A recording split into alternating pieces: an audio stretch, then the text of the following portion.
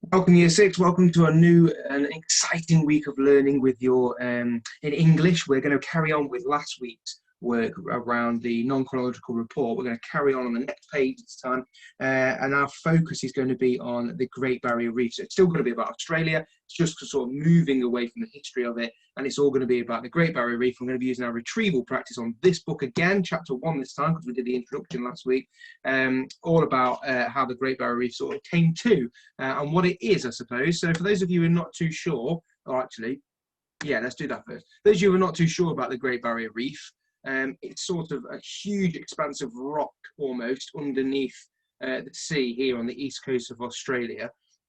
And this is what it looks like underneath as well. Very colourful, loads of different types of wildlife we've got under there. And from the on top, as it's almost like you fly over it, we've then got these sorts. Well, this sort of look there, where it looks like loads of different types of islands. And what we're learning here is that actually there were lots of islands at the start. It's just that the sea levels were rising over time, and therefore they flooded the islands. And this is what we see today. Before I go on to this video then, let's do this rewind. So you've got 5 questions there. You might recognise them from last week. Pause the video and have a go at answering those questions for me. Okay, so hopefully you did quite well with those questions. Nice and easy. Number 1, his ship was called the Endeavour. Number 2, the island was called Tahiti. Number 3, the place he landed on the west coast, he named it New South Wales. 4 relative pronouns, or your W words and your that. So you've got your who, your whose, your what, your that you've got there. There's 4 relative pronouns. What does a relative clause tell us more about? It is about the noun. Right. I'm going to share with you then a different screen. Where is it? Bear with me a second. Here we go. So it's this channel here, the SciShow Kids, that we've got there. Really nice channel around loads of different types of topics in science as well. So this one's all about the Great Barrier Reef. So we'll watch this together. It's only about 3 or 4 minutes long, but really, really interesting about the Great Barrier Reef.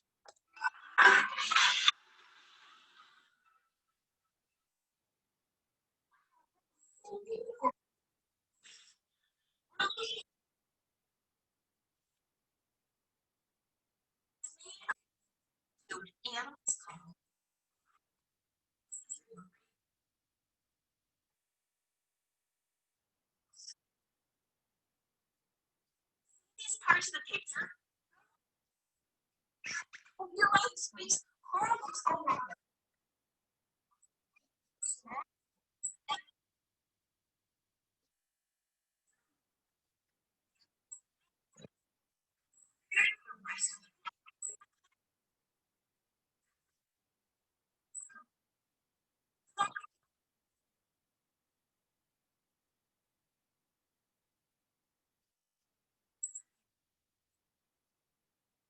This is about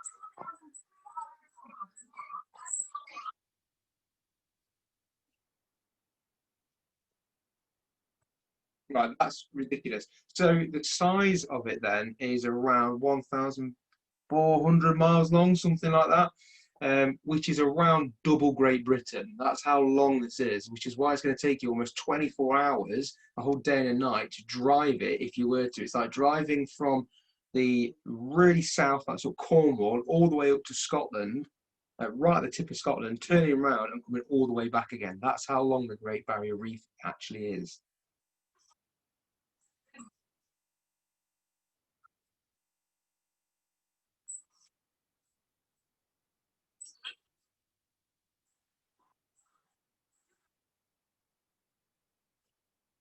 seagrass.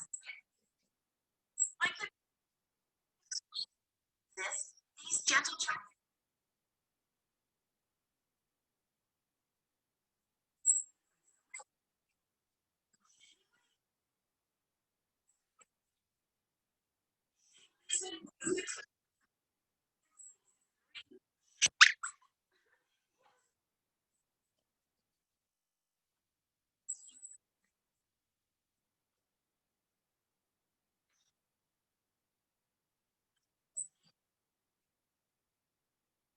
Just looking there, can you actually see the fish there?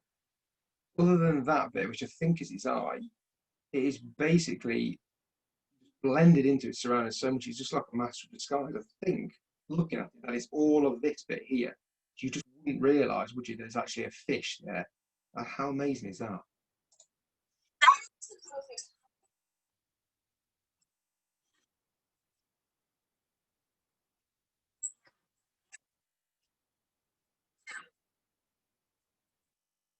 Strong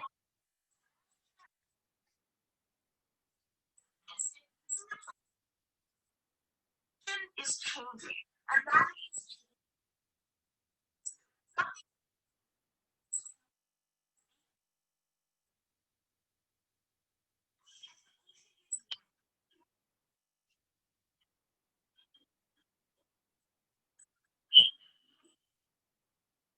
You notice there, they've drawn the picture, they've drawn the coral as a different colour. They've just gone pure white. Now that's called coral bleaching, and we'll go on to that further into the week. So what she just said there is that the water's turned warm, and therefore the coral isn't getting enough food and almost dies and turns a white colour instead of these beautiful colours that it used to be. And because of that, the animals aren't going to live there anymore because it's not providing the food that they need. southern Parkland is prolific.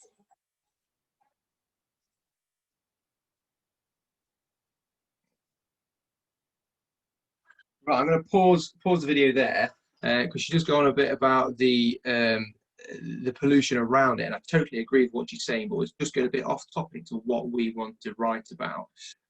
So I'm going to share with you this again, so hopefully you can see that this time. And now we're going to read chapter 1 together on here. So in fact, I'm going to stop there, and hopefully you could just see this here. So I'm just going to read chapter 1 with you. Now, as I'm doing this, I want you to be thinking about the questions that I might be asking you, because I've got 10 questions on what we've asked. What we've read after we've read it. So this is where we got to the end of here last week. So now this is chapter 1, Islands from Hilltops. The Great Barrier Reef is enormous. It is the largest living structure on Earth. I love that word, structure. They've been made. It's almost like almost like a building underneath the water. There we go. Let's make sure you can see it all. There you go. It is so big, it can be seen from outer space. From high above the Earth, it looks almost like a line of turquoise-coloured toothpaste. The picture that we saw earlier on, that I wish I showed you earlier on, between the green of Australia and the deep blue of the Pacific Ocean. Closer up, the colours begin to change. The reefs appear reddish-brown just beneath the water's surface. White sandy islands dot the seascape. I love that word as well, seascape, like landscape, but actually in the sea, seascape. Lush green islands covered in the rainforest rise up from the sea. Shallow water surrounding the islands shines bright aquamarine. Below the surface, the Great Barrier Reef presents visitors with an eye-popping spectacle. Snorkelers and scuba divers can swim amid creatures of every colour.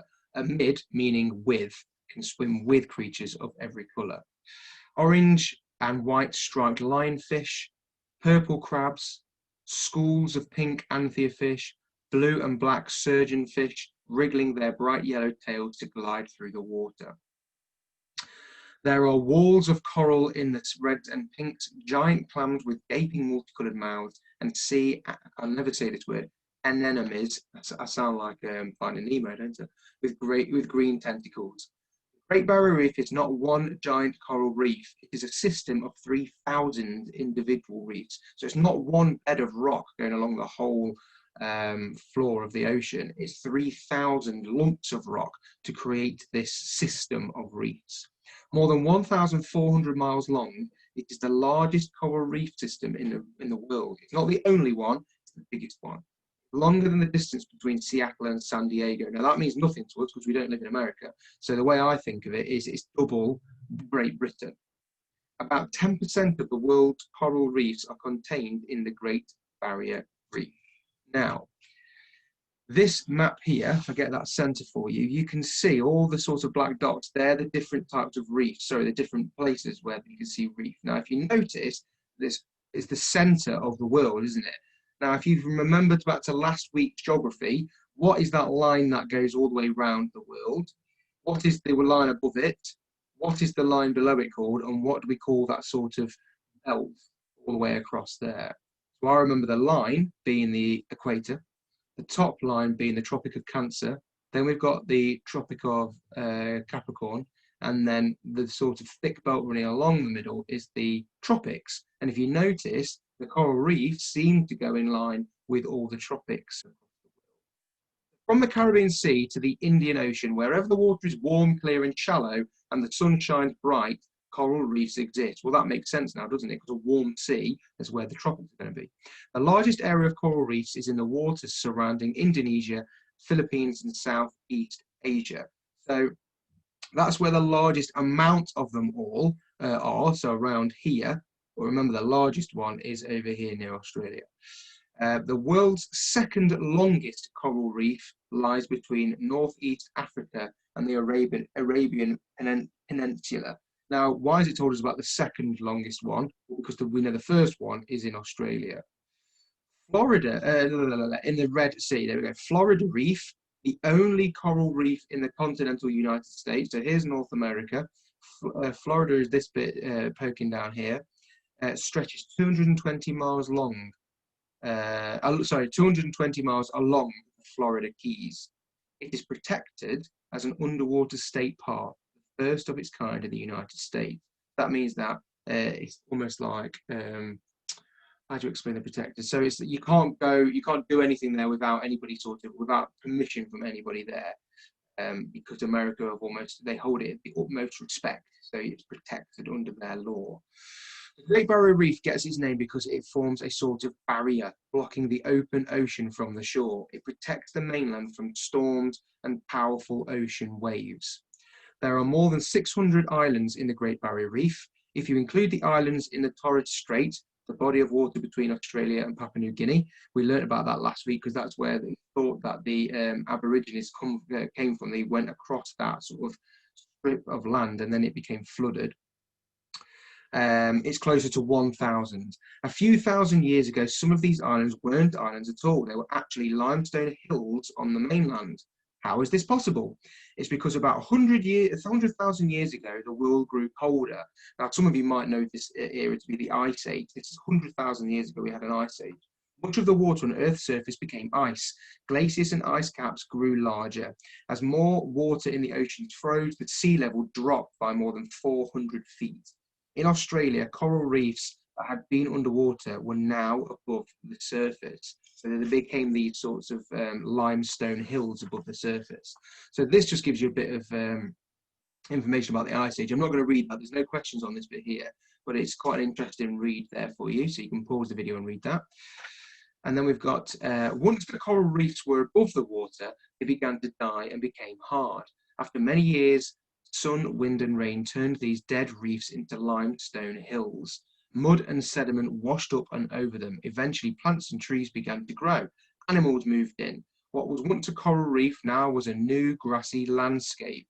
Then about 18,000 years ago, the Earth's climate started to heat back up. Ice then melted into the oceans.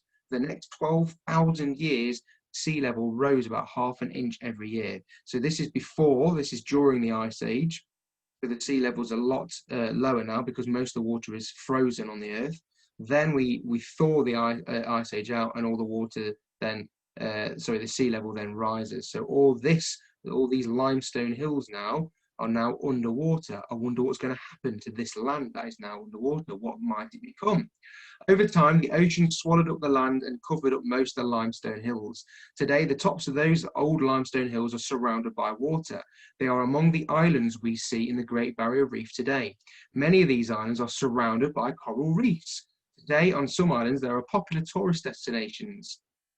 I wonder what that means. On others, there are research centres where people learn about the Great Barrier Reef, but most of the islands remain pure wilderness, untouched by humans. The last page then, all about this place called Rain Island. Rain Island, less than half the size of Disneyland in California, is an island in the Great Barrier Reef. In the late 1800s, the British mined Rain Island for rock. They built a lighthouse on the island out of this rock and wood from a shipwreck. The Rain Island beacon is still there. Rain Island is a wildlife sanctuary. People can't go there anymore.